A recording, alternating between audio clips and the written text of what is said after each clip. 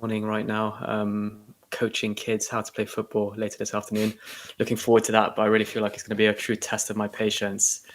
And we're going to delve into it shortly, but very frustrating performances from both the Chelsea women and the Chelsea men's. Not so much the performances in themselves, but more some of the decisions that happened on field Yeah. and off field actually as well. But yeah, I'm looking forward to dissecting it all and trying to see this as a bit of a therapy session like we always do. But how are you doing on Sunday? Yeah, I'm good. Sun shining. Mm. Front and back garden is cut, fresh, ready for some football. Additional practice for my son. So yeah, we're all set to go. But just like you know, very frustrated from yesterday. Both games were controversial to say the least. But yeah, we're going to dive into them. Before we do that, if you're new to the channel, as always, make sure you subscribe. Make sure you like the video. Let us know your thoughts as well. Don't forget to give us your thoughts on the game and everything else that happened as well. But let's start with the women's team Champions League semi-final, second leg against Barcelona. A really good game, first leg to bring it back to Stamford Bridge. A sold out Stamford Bridge. I know you was there yesterday, Theo, as well. Give me your thoughts. How bad in terms of the refereeing was it? Was it as bad as it looked on the TV? To be fair, I was at the game and didn't really notice how bad some of those decisions was. I was sat in the Matthew Harding upper. Actually, the first time all the times I've been to Stamford Bridge, I've never sat in that section of the ground, so it was good to get that perspective on the pitch. But the Buchanan red card, I kind of missed what happened. I didn't even see the red card the second yellow getting pulled out, and then the red card getting pulled out. The penalty decision, I missed that as well because it was on towards the shed end of the pitch. But then I kind of haven't really watched the highlights in too much detail yet, but I saw a replay of the supposed foul that led to the second yellow. Never in a million years was that a foul. No. And never in a million years was that second yellow. And then you sent me that video of the referee. I don't know her name, but apparently she's quite renowned for those dodgy decisions and kind of dishing out yellow cards. But she can see her kind of grimacing and kind of almost smirking after she gives the red cards. And it just seems to be like, from reading a lot of tweets and kind of discussion from Chelsea fans online, it seems to be a recurring theme when we play Barcelona, both the men's and the women's, I suppose. But a really frustrating performance. You felt like, had we gone 1-0, having led the tie 1-0 in Barcelona, you felt like going back to London and Stamford Bridge in front of a packed out stadium as well, which was a record attendance for a Chelsea women's game, which is a huge achievement. I know that the Chelsea FC women's account were actually sending messages to Chelsea fans on Instagram to get them to publish and share kind of the ticket kind of news to get people to sign up and buy their tickets. But nevertheless, it was a great atmosphere. Chelsea and Barcelona fans mixed together. Not too sure how I feel about that, but given it's the women's, I think it's all fun and games, I suppose. But yeah, frustrating because you felt like we could have really got a result then, almost like a carbon copy of that game last season, except that it was a lot sunnier that day when we lost 1-0 to Barcelona at Stamford Bridge. But yeah, real shame for Emma Hayes as well. Her last season at Chelsea, you felt like she wanted to go out with a bit of European silverware, which is the one trophy I think that's escaped from her cabinet since she's been Chelsea manager. But yeah, the players can be proud. I still feel like we weren't clinical enough in front of goal. I think it might have been Cuthbert that just missed that almost open goal and hitting the crossbar. So yeah, I feel like some wasted opportunities, and we just kind of didn't get any luck at all from the referee and some of the on-field decisions. Yeah, it was a difficult game. I mean, it was a game, I think when we went into it with the expectation that it was always going to be a difficult game against Barcelona, but I do think those decisions just helped Barcelona. I think, going down to 10 women didn't help at all. Was never a second. I've watched it back this morning just in case I was in the moment, as I do. Sometimes I get caught up in the moment, and I watched it back this morning, and I can't understand it. I can't understand how they came to that decision. But Barcelona, credit to Barcelona, they played really well. They dominated a lot of the possession. Had a lot more shots. But it was just a game that, like you said, for Emma Hayes more so than anything. I think that might be our last game at Stamford Bridge actually. So it's just probably almost a flat way to go out. Really reminds me of Jose Mourinho, such a top quality manager for Chelsea, but just that one elusive trophy at his time at Chelsea, not winning a Champions League, although he should have. Same thing for Emma Hayes, legacy is there, it's intact, but just that one trophy. So very harsh on the Chelsea women. And it just shows as well the power that, first of all, social media in the right way can have in terms of, you know, getting people into the stadium and actually selling out Stamford Bridge as well. I mean, that's difficult probably for some men's games at the moment, just how bad the men's team have been this season. So credit to everyone that was there yesterday as well, because, you know, things like that are going to increase the attention on women's football as well, and it still needs it. But yeah, overall, I think, you know, it was just hard to see a team so together, played so well this season, to kind of go out the way they did. And I mean, the referee should be investigated, let's be honest, because you can't, you know, she can't not but smile and laugh. I don't know, I think it might be one of the officials who are on the touch lines, but she was smiling and laughing at someone. She didn't even hide it. You know, it is corruption, let's be honest. Yeah, definitely. It's just, I think even Emma Hayes and some of the Chelsea players' comments after the game kind of cemented what we just said, and how it's always the same thing when we play Barcelona. That referee is renowned for it. But yeah, really frustrating. I need to really watch the highlights to really see in detail about the game. But like you said, almost that one trophy that's escaped from Emma Hayes, and a bit of a flat way to go out. But nevertheless, I'm sure we'll touch upon it at the end of the season, but her legacy is huge at Chelsea. Yeah. And once she leaves the club, she's going to be a huge, huge miss. But yeah, definitely a sad way to bow out at Stamford Bridge. Yeah, 100%. Let's move over to the men's game yesterday, which, if you'd watched the Chelsea women's game, you possibly wasn't looking forward to watching the men's game straight after. Villa Park, 8:00 kickoff yesterday. Let's just start as we do with the lineup, which kind of, again, I think we kind of jointly picked our preferred lineup before kickoff, and we're almost right. I think we potentially got the right back wrong in terms of having Zazie instead of Chalobah, who started there. But no surprises in the lineup for me. Let's talk about the first goal. Let's talk about the first goal. Let's talk about Marc Cucurella. Let's address the elephant in the room, because the world's most expensive left back in the world can't defend. I mean, how does that work? I need you to try and explain it. How does that work? It's mental. Can't defend and can't afford a bloody haircut, because clearly the hair's getting in his eyes and he's putting the ball in the back of his own net. Yeah, it was a calamitous goal to concede. It was just like set the tone. It felt like it was going to set the tone for the rest of the game. And I think both yourself and me and myself messaged each other, and we said like, oh shit, here we go again. Especially after the disaster of a performance at the Emirates on Tuesday. I felt like it was going to be a repeat of that game. We could have conceded another 4-5.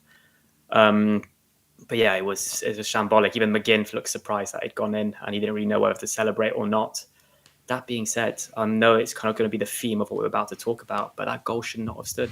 Yeah, that goal should not have stood. Even I think it was Luca Digne almost stopped playing with the ball because he even thought the ball had gone out himself. Not once did they show a replay of that. Not once did they send the referee to the monitor. Not once did they do a VAR check. And we're talking about things here that are meant to be clear and obvious. Things that are meant to not be... You can't really notice them with the naked eye, which that was happening in the heat of the moment. In that case, just review it, show a replay of it, and that led to the goal. And then from there on, our heads dropped in that first half. But yeah, really shitty goal to concede very early on in the game, and it felt like we were still kind of getting warmed up, or still in the dressing room when that goal went in. Yeah, it's. I agree with you. I noticed that as soon as Luca Digne has got the ball, he almost looks up at the ref as if to say, am I allowed to carry on? Should I carry on? I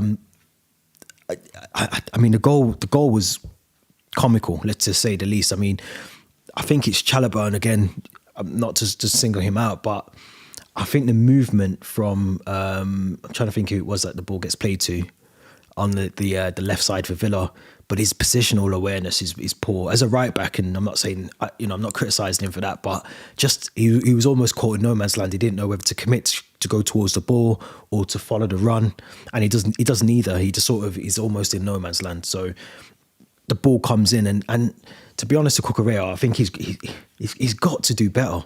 He's got to do another player that is just almost, like you said, it's almost like the hair's obstructing his view. Honestly, I can't put it down to anything else, because you've got a man in front of you.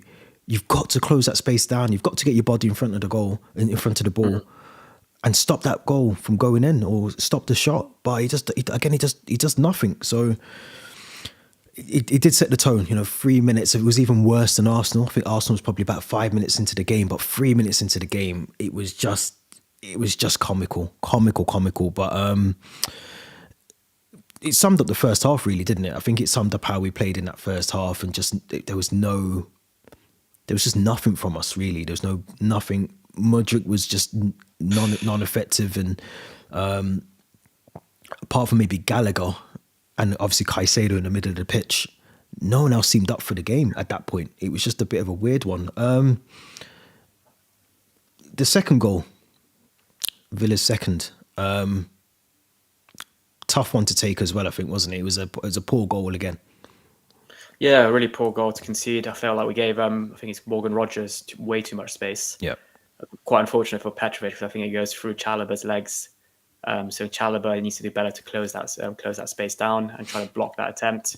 And then it kind of beats Petrovic at his near post. But when he goes through those legs, it's just so hard to judge where the ball's going to be, and you kind of almost see it last second. But a really poor goal to concede. I think that one came a couple of minutes right before half time as well. Yeah. And you felt like had we gone in at the break 1-0 down, we could maybe still salvage something from that game, and which we eventually we did. And I think it's thanks to apparently Madueke said it on Chelsea TV, thanks to the words that Thiago Silva and Pochettino shared with the players, whatever kind of pep talk they gave, it really helped. But in that first half, both goals, it was just such a poor job trying to press down the Villa players, closing down the space. It just felt like such a lackluster performance, zero intensity whatsoever. But yeah, it felt poor, and I kind of felt like almost not wanting to watch that second half, because we don't really seem to like we're the type of team that come out and play in the second half. But in this case, we did, fortunately, and that was actually one of the best 45 minutes I've seen from Chelsea in a very long time, to be fair. Yeah. We really kind of picked up whatever Silva and Poch said. It really worked. It worked wonders. Our intensity was a lot better. We really pressed. You mentioned Gallagher and Caicedo being really solid players in the first half. I feel like every player played his part in the second half. Yeah. But Madueke, especially Badiashile, probably one of his best performances this season. Just Modric for me was the one kind of poor player, losing possession way too easily, trying to kind of dribble past players when he should be passing or looking for the easy option. But other than that, I thought Caicedo was fantastic. His ball recovery, his the way he would close down the space. But yeah, really better second half, and it kind of gave me a lot more hope, and kind of shows that we are capable of putting in these performances if we just put our minds to it. But it's frustrating as well, because I almost felt like telling, I looked at whoever I was watching with my family, I told them, why can we all play like this in the first half? Why are we just a 45-minute team? Yeah. So yeah, that was frustrating as well. Yeah, it's difficult because again, I feel the second goal is avoidable again. I think it's Trevor Chalobah. He's got to occupy that space in front of Rodgers. He has to occupy the space and stop that shot, and he doesn't do that again.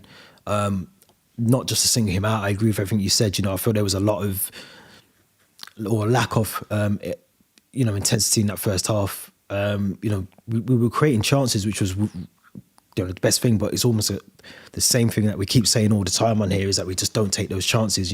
Nicholas Jackson, I think, hits the post in the first half as well. Goal disallowed for being offside as well. So that second half was a really good performance. But like you just said, why can't we do that? For 90 minutes. Why is it got to take for us to go 2-0 down, for us to suddenly wake up and realise that there's a game at stake here? We are still chasing, whether it's 7th place or just a nice top half respectful finish to the end of the season.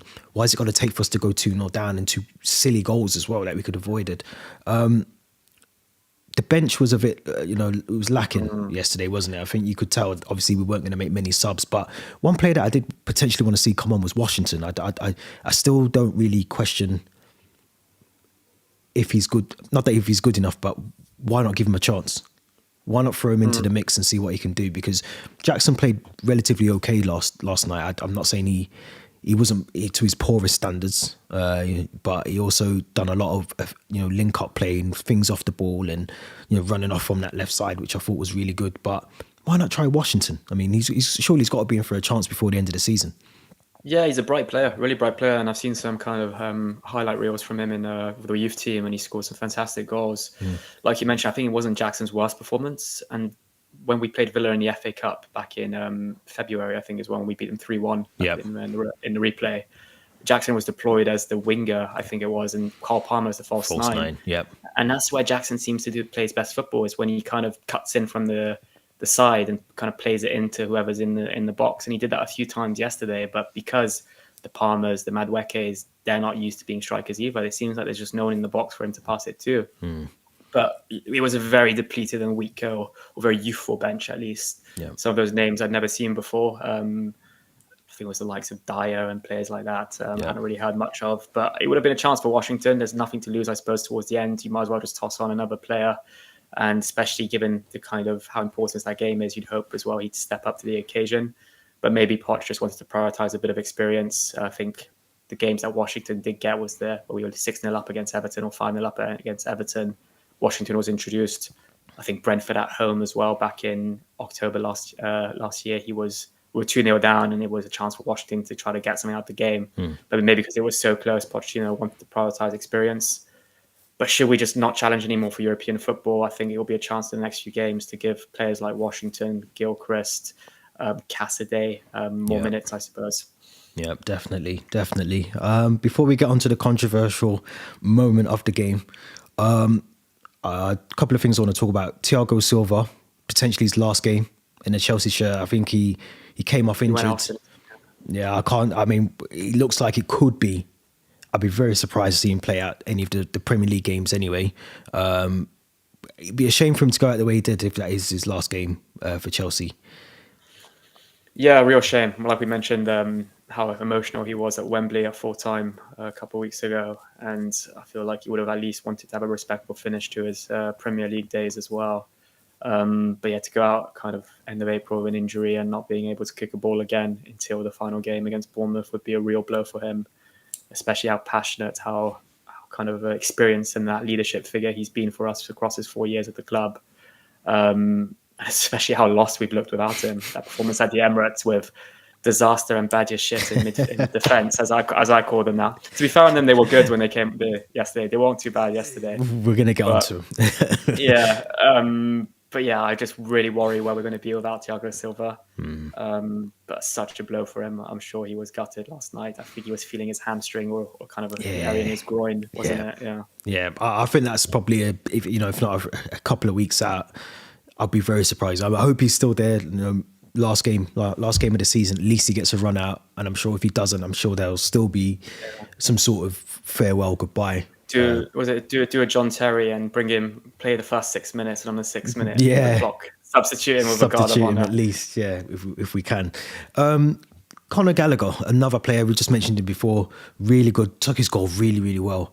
My worry with Gallagher is we're putting him in the shop window. And that's all I keep thinking. Every time he plays really well, I just think, we're adding a couple more million, a couple of 100,000 onto his price tag, because I think I read he's the most used player for Chelsea this season. It'd be a shame to lose him. I don't think we can even afford to lose him next season. I think he's come on leaps and bounds this season. I had my reservations last season. I think I dubbed him the bull in a china shop at one point, but he's calmed down. He's a leader on the pitch now. He's the one that seems to drag this team through alongside with Thiago Silva, but he seems to be the one that drags his team through and, doesn't stop, chases down every ball. He has to stay at the club, surely, next season. He's a fantastic player, absolutely fantastic player. He's a real workhorse, and his work rate on and off the ball is monumental. I think it's just, you just look at his statistics. I think it was the performance against Villa away. Not Villa away, Palace away, sorry. Was it like 12, 13 kilometers he covered? Yep. There's N'Golo Kante numbers, I feel. So, yeah, really fantastic player. But like you said, it's almost like we're just putting him in the shop window now. There's still no kind of news or updates on him renewing his contract, which is looking more and more unlikely now as the season comes to an end. And also, you look at how he celebrates the goal and his body language in post-match interviews. He almost feels like he wants to give everything for the club, and he still does, but he can't be as passionate if he knows he's not going to be here next season. Yeah. Which is frustrating. And Chelsea fan, I mentioned a lot that I don't feel a connection to a lot of these Chelsea players, but there's a few of them that I still do. And the first one is the one we mentioned previously, Thiago Silva, and the second one is probably Conor Gallagher, I'd say. but yeah, it's frustrating, and especially when you look at some of the clubs that are linked with him. The first one being, our next opponents on Thursday, Tottenham Hotspur. I think Newcastle will probably be interested as well, and those are clubs that arguably we should be competing against for top 6 or Yeah. top 7 now. So it's frustrating. We'll definitely be strengthening a rival, and another player that worked his way across the ranks in Cobham, similar to Mason Mount, Tammy Abraham, Tomori, those guys, and they've gone to do amazing things once they left the club, particularly Tomori. And but yeah, frustrating, and and you can just tell it's almost out of his control as well. Yeah, you'd expect if there were going to be any sort of contract talks or negotiations, I mean, never rule out anything, but you would assume that you'd want those sort of to be done and dusted, at least before the summer, before you go into those Euros and those international tournaments, and even especially before, obviously, like pre-season and whatever else. But someone for me that we have to even retain, even if we want to try and push into Europe next season, which I'm sure is going to be the aim for the club. We have to have someone in there that's going to be able to do the job that he's doing at the moment. And if he can continue to do that, he's only going to get better. So for me, I can't. I know at one point I was on the fence with him. I think I even said we should probably get rid of him because he's not. But he's put in the work now, and you can see that he's upped his game. And he's actually one of those players I think if we didn't have him yesterday, I think he actually plays better alongside Caicedo than we've probably seen with Enzo this season. The 2 games that Enzo's been out, or the couple of games that he's missed this season, we've actually looked a better team in midfield. So that's why I remember I mentioned on a previous recording is we look almost like more likely to score when Enzo's not on the pitch from our midfield options. Yeah. So the question is, do we put Enzo more forward in a more forward role, a more advanced role, and leave Gallagher where he is? I don't know, but food for thought. Let's get on to obviously the moment that I'm pretty sure Chelsea fans up and down the country were celebrating until the usual, the VAR comes in and pisses on our Saturday night. But I'm going to ask you first, obviously the foul, the push, which they deemed a foul. Do you think it was a foul? That's the first part of the question. And then the second part is, if the referee doesn't see that, which he clearly did, should he then be allowed to go to the screen and still stick with his original decision to give the goal? I mean, that's surely what VAR is all about. I've got so much to say on this. It's infuriating, really. It's firstly, if that little push, and firstly, it's not a push because Badiashile uses his body strength. He doesn't use his hands to push Diego Carlos. And let's not lie, Diego Carlos isn't a small guy. He's a big player. He's muscly. He's well stacked. So he shouldn't be getting brushed aside so easily. And if that happens anywhere else on the pitch, the referee's not blowing for a foul because it's a 50-50 essentially, isn't it? Yep. So, and then like you said as well, the referee's got a perfect view of it. So when it's happening in real time live, the referee doesn't deem that as a foul. And VAR essentially, when it was first introduced, it was introduced with the intention to kind of flag clear and obvious mistakes that the referee couldn't have spotted with the naked eye, or that have kind of were in the build up to a goal that would have disallowed it, or a handball, or the ball going out of play, which it did for the first goal, and nothing was used there with VAR. But in this case, that's not clear and obvious. And not only, it's almost like these officials are mates and they want to kind of protect each other. So, but the fact that they send the ref to the monitor, I don't know what his name is, it's almost like he then feels obliged not to give it. Or he feels obliged to disallow the goal because he wants to almost, be mates with the guy whoever's in the VAR room, and they kind of stand, they have each other's backs. But the fact that it's so soft. It's ridiculously soft. And like I said, anywhere else on the pitch, that's not a foul. Badiashile uses his body strength. Even the Villa players had nothing to say when the ball was in the back of the net. And it's like we spoke about on WhatsApp, it's ruining the football. Like Pochettino said it as well. It's damaging the Premier League and the reputation of the league as well. But it's also from a fan perspective, that's 2 goals. The Jackson one, then the Disasi one, where those celebrations are almost just thrown into the bin afterwards because you celebrate for a good 2-3 minutes, then VAR checks it for another 2-3 minutes, and then that's it. The goal is ruled out, disallowed. It's so frustrating, and you don't really want to celebrate anymore. But at the same time, you want to have those emotions of being able to celebrate a 90th second minute winner. But for me, I know I was actually just listening to Match of the Day this morning. I recorded it, and the likes of Shearer, Lineker, and Ian Wright were all in agreement that it was not clear and obvious, and the referee in real time saw it and didn't give it. So yeah, it's a very soft call from the officials. No, I agree with that. I think for me as well, it's not even if it's a foul or not. I mean, if for me, I don't personally think it was, but I have seen them given as fouls before. So I get the argument that some people are saying that it is a foul. For me, it's not, because I think, it's a contact sport, and you can almost see Carlos look behind first of all to make sure where Badiashile is, and then he almost does the same. He moves into Badiashile. So in the game, and for me, the rules of the game is you can use a part of your body to muscle the other player off the ball or whatever. My issue is that the referee hasn't got a backbone. We may as well not play with a referee on the pitch. I think that's my main concern, is that the referee's called it a goal. He's then got someone in his ear saying it's not a goal. Go and check the screen. Now, if he had any balls, the ref, he would say, no, actually, I'm right. I agree with what I said. My first point stands, and it's a goal. And in other leagues, they do that. Other leagues, La Liga, Serie A, Liga, if the referee says it's a goal and he goes and checks the monitor and he still thinks it's a goal, he's still giving it as a goal. He doesn't back down because someone in a control room somewhere tells him it's not a goal. If they think it's a goal, they're giving it as a goal. And I think this is the only thing. Is the VAR isn't the issue, and I think I've said this on other podcasts and probably said on here before. VAR is not the issue. The issue is the people using the VAR. And that's what it comes down to. The people don't know how to use it, or they're making, the inconsistency, I think, is a thing that annoys fans, especially us. You think back to last weekend with Jack Grealish, FA Cup semi-final, blatant handball in a penalty, nothing given. I think Pochettino said that yesterday, that's ruining the game.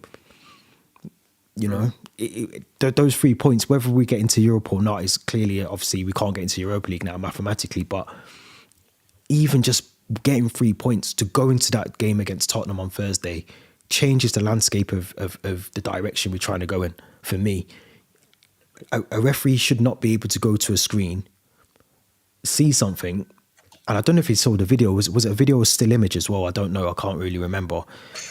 It's like a replay that makes it almost obvious that it's a foul, because in slow motion, it's going to look like a foul. Slow motion. They play like 3 seconds on repeat in slow motion that make it look like a foul. And I think I sent it to you yesterday I think it was Chelsea-Brentford back in October. A clear push on Raheem Sterling, almost identical to that. But on the other side, so we were attacking and he was trying to get ahead of Sterling, and the Brentford defender pushes him in the back. And that's not given as a foul. So like you said, where is the consistency? Yeah. If you're going to give that as a foul to disallow a goal, why not give a penalty on the other end if that happens? Yeah. There's no consistency, and it's not VAR for me. It's good. It's there to kind of correct decisions, but like you said, it's the people using it and the application of it that's damaging and ruining English football. Yeah, there was another one as well. I think Newcastle. I think it might have been Joe Linton and might have been Gabriel this season at St James's Park. Very similar. The goal was given. Same thing. In fact, it was worse because he had his hands on his neck. If you remember, I think it's Joe Linton, and he has his hands on his neck, and it's a goal. They give it as a goal. Yeah, and it was clearly worse than the one we just seen yesterday. Gabriel and Madueke on Tuesday night in the build-up to their, I think, third goal, he's almost rugby tackling him or some kind of WWE-styled headlock on him, and yet then Arsenal go out and counter and score on the other end, and VAR doesn't send the referee to the monitor to look at that foul in the build-up. Absolutely not. So the application and the consistency of its use is appalling, in my opinion. Yeah, I'm just having flashbacks to Aspilicueta and Harry Maguire as well. Yeah. Or Harry Maguire kicking Batshuayi in Stamford Bridge. In the nuts. Yeah. Mane, first minute of the game, elbowing Aspi. Yeah. So again, I don't think anyone's saying VAR is the issue. The issue isn't VAR. The VAR is fine. I think you can clearly see that from other leagues. Like I said, La Liga, Serie A, they get it right. But the refereeing, I don't know if you got to see, just before we wrap up, the Anthony Taylor, our friend, against they're just literally, they're making it up as they go along. He almost realizes at one point he's messed up on his officiating duties, and he ushers the physios. He tries to get the physios or the fitness guys on the pitch, whereas Areola doesn't even require. He doesn't want them. He doesn't even want them on. So, I think it's poor. I think it needs to be looked into. It is ruining the game. It's obviously ruining, games for Chelsea, but other fans as well. And I think this is where it's right that, the likes of Nottingham Forest and other clubs come out and speak about it. And hopefully Pochettino, I think I said to you last night, hopefully he doesn't get fined. I think he will for his post-match comments. But if he does, then, some more clubs need to do it, in my opinion. They really do. Before we wrap up, very quickly, Tottenham, Thursday, 2nd of May. Big game for them. Not for us, but more so. I mean, Villa drawing yesterday didn't really help them because obviously I think they needed 3 points, really. I think they're 7 points clear at the moment. Obviously, Tottenham played Arsenal today and then they play us on Thursday, so it could close that gap. But we could have a good say in, we could have a good say in the race for top 4. Yeah, and Tottenham will have a huge say. They still have to play Arsenal, City, and Liverpool, I believe. Yeah, it's a huge game on Thursday, and like you flagged it a few times, it's the 2nd of May, which is the famous anniversary of the Battle of the Bridge in 2016. Yeah. But yeah, I'm going to be in a plane to Portugal, so I'll be missing a large chunk of that game. Yeah. But as soon as I land, my 4G is going to be on to try to get a score update. Hopefully I'll be in a good mood when I land in Lisbon. But yeah, it's a huge, huge game. Pochettino against his former club as well. Tottenham seem to always, they'll want to get top 4. They've got some quality players, but similar to us, they've been very inconsistent this season. Defeats, I think, was it 2 heavy defeats in Newcastle recently. But yeah, it's going to be a big game. I already felt like how we got on the 3 points yesterday. Momentum would have swayed in our direction, but maybe heads will drop after the last 5 minutes. The controversy of that game, like Cole Palmer missed as well. We didn't talk about that. We didn't. Yeah, sorry. That's a. Yeah, but that's a chance. One player you'd want to be in that situation is Cole Palmer. I'm not sure if it's a great Olsen save or if Palmer should be burying that, but it's a bit of both. I think Palmer does well because he beats 2 players, I think, to get even an opportunity to get the goal off. But Olsen as well, credit to him because he came in very cold into the game. Martinez going off, but he pulled off some really good saves. But that one was probably the one where you see him through on goal and you almost think this is going to be 3-2, and then off the back of that we get the corner, then the controversy that follows. So it was just one of those games that a game of 2 halves, as they say. Really poor in the first, really good in the second, but it's so frustrating to see us play really well for 45 minutes when if we apply that 90 minutes every single game, we would probably be talking about us being there or thereabouts for Champions League. Definitely, yeah. But like I said, if we can kind of keep that form and that throughout the 90 minutes against Tottenham, given our home record as well, there's a chance we get a result. There's a big chance we get a result. Hopefully don't lose it, but if we can get a draw or 3 points, it'll be huge for us. Yeah, definitely. Let us know your thoughts in the comments. Let us know your thoughts about the match, the controversy. Should the goal have stood for Disasi? Was the correct decision made by the referees? And also give us your thoughts on Tottenham Thursday. I'm sure, as you said, Theo, you'll be switching on or turning off airplane mode and turning it on straight away as soon as you land. But let us know your thoughts in the comments as well about Thursday. Who would you prefer to see in the lineup as well? Theo, as always, thank you very much. Pleasure as always, and we'll be back soon. Don't forget, subscribe to the channel, and the Linktree link is in the description for our social accounts as well. Until then, enjoy the rest of your Sunday, and we'll be back very, very soon.